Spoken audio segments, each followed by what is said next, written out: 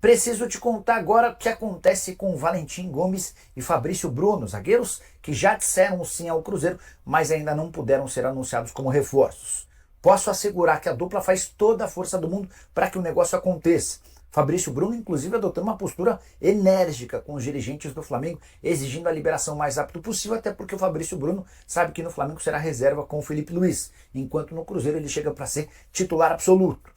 Já o Valentim Gomes está muito encantado com a chance de ganhar no Cruzeiro, muito mais do que ganha no Vélez, mas tanto o Vélez quanto o Flamengo têm criado algumas dificuldades. Dirigentes do Cruzeiro estão tranquilos e seguros de que o negócio vai acontecer. O que eu ouvi de um dirigente com quem conversei na manhã dessa quarta-feira é o seguinte, abre aspas, trazer jogador grande e caro é sempre mais demorado, faz parte do processo, fecha aspas.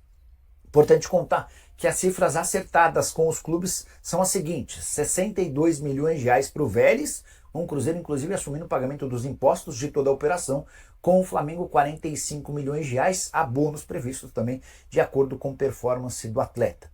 O fato de o Valentim Gomes e de o Fabrício Bruno estarem em férias também ajuda a entender um pouquinho da demora, mas a tendência é que o martelo seja batido nos próximos dias. Mas o Cruzeiro aí tem a expectativa de oficializar ainda a contratação do Fabrício Bruno e a contratação do Valentim Gomes do Vélez. A negociação, pelo que a gente conseguiu apurar, está bem encaminhada das duas partes. O Cruzeiro já acertou a questão dos valores com o Vélez, já tem tudo muito bem definido de como isso deve acontecer, inclusive o jogador é esperado em Belo Horizonte essa semana, e com o Flamengo também, para a contratação do Fabrício Bruno. Ontem, inclusive, o novo técnico do Vélez, Sebastião Rodrigues, comentou sobre a situação do Valentim Gomes durante a entrevista.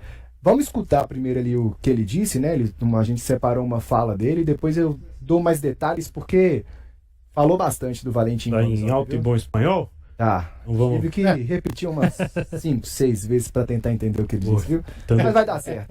Na sequência, o Railan traduz pra gente. Isso aí.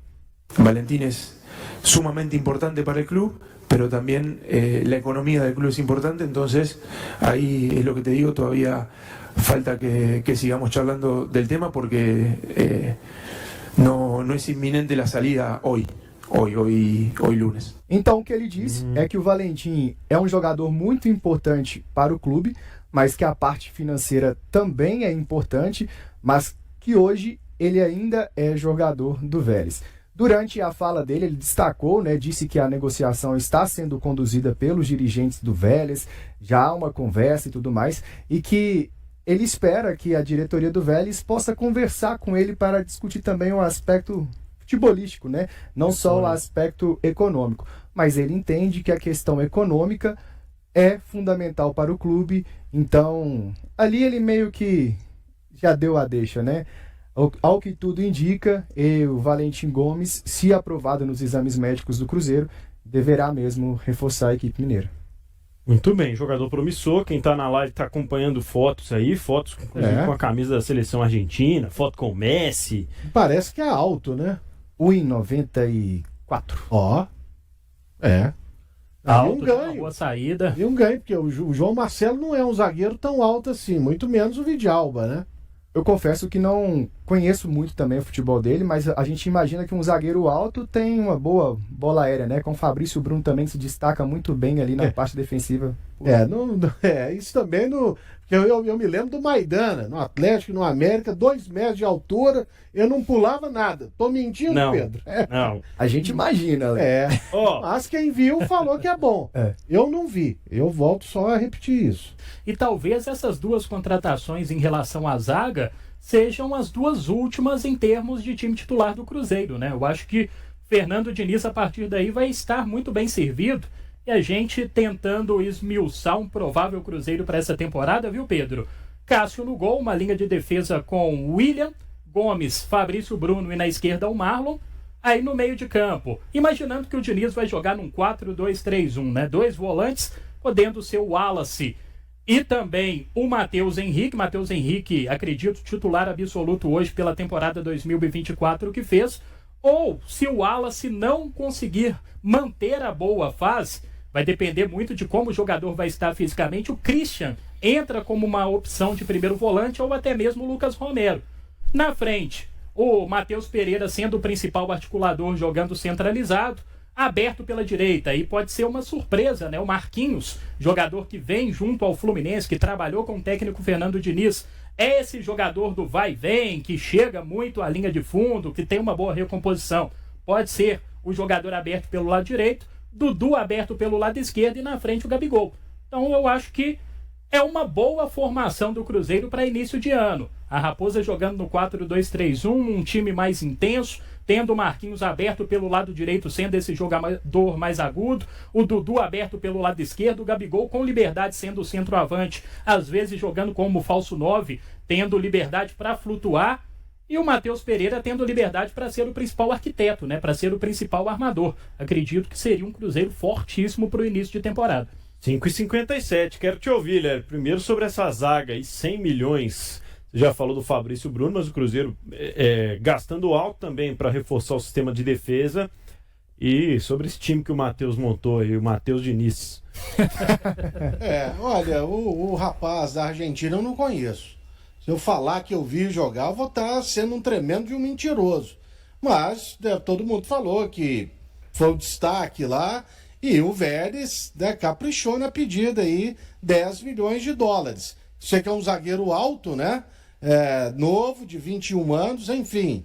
Vamos aguardar e ver como ele vai se comportar aqui no futebol brasileiro. Mas se ele vier, certamente, por esses valores aí, tá vindo também para ser titular e deve ter ali, inclusive, a aprovação do técnico Fernando Diniz. Então, os dois seriam titulares, e assim como o Dudu e o Gabriel Barbosa no ataque do Cruzeiro.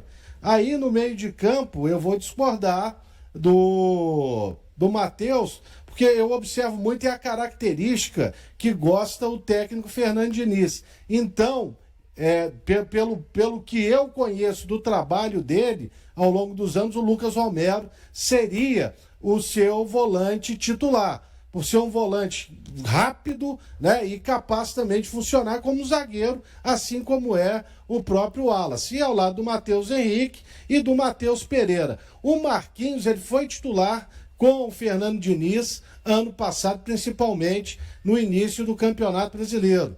Fez bons jogos. Inclusive, ele fez um bom jogo contra o Atlético naquela partida em que Fluminense e Atlético empataram por 2-2 lá em Cariacica, e a jogada do primeiro gol foi dele.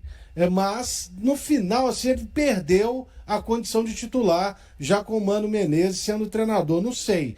Aí, hoje eu viria um Cruzeiro assim, talvez jogando mais até num 4-4-2, sei lá, mas sabe, pode ser até uma possibilidade, né, Lélio? Jogar com 4 meio-campistas e 2 atacantes, porque aí você daria até mais liberdade pro Dudu e pro Gabigol.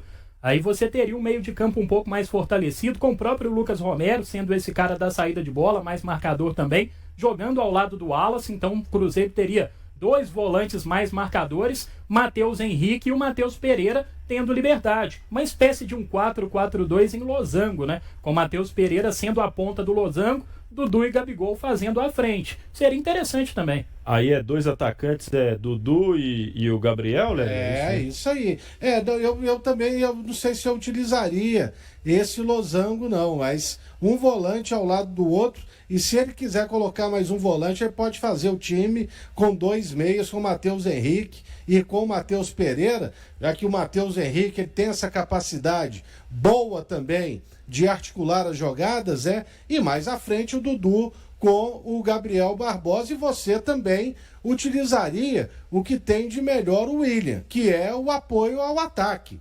Você liberaria esse jogador para estar sempre muito presente na parte ofensiva. E lembrando que o Diniz também, e houve um problema de adaptação ao esquema, que ele gosta que os laterais construam muito por dentro.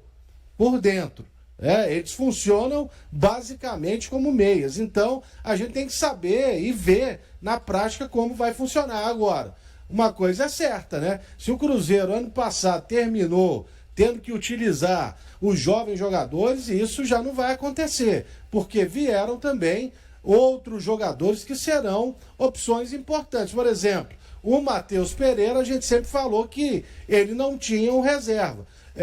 Hoje ele vai ter, não é um jogador do mesmo nível, mas tecnicamente é muito superior, por exemplo, ao Matheus Vital, no caso que eu estou falando do Eduardo, que até terminou muito mal a temporada passada pelo Botafogo, mas eu já elogiei muito o Eduardo, achei uma boa contratação do Cruzeiro. E no ataque precisa nem falar, né? Porque se você estava dependendo do Kenji e do Tevez, hoje você não vai depender de outros jogadores. E a gente nem citou o Caio Jorge aqui, que terminou o ano fazendo gols, né? Pode aparecer nessa brincadeira aí também com o Bolassi, né? Não para ser tem o titular, Rodriguinho, pô. O Rodriguinho também é uma opção, né? Verdade.